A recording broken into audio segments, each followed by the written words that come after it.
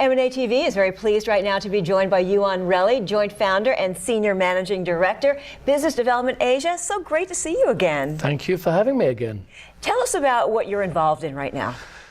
Well, we're having a record year at BDA. We've enjoyed a bunch of Asian clients who are very ambitious coming to the US and to Europe these days, but also a continued interest from Western investors who want to go and grow in the Asian markets as well. Well, business is very good right now. In fact, I've read in some of the periodicals that cross-border M&As really are on track for a record year. Would you say that's true? And yeah, I think most of the firms that we see in our space are enjoying record revenues at the moment. And you know, even though it feels like the world is a chaotic and scary place sometimes, there's a lot of optimism about business growth, both in Asia and in the US at the moment, and that's driving really record deal flow. And so that's what you would say is really behind the surge right now, and do you foresee this to continue?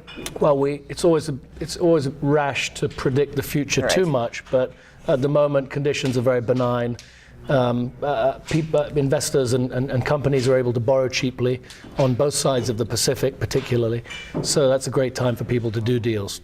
All right, well, let's move on right now to talking about antitrust regulations. Of course, they're different depending on where you are, what jurisdiction you're in. How does the lack of uniformity really impact cross-border M&A moving forward? Antitrust is a hard issue for acquirers worldwide. It's hard even in the more developed markets like the US. It's particularly frightening in parts of Asia where the legal landscape is not as well developed.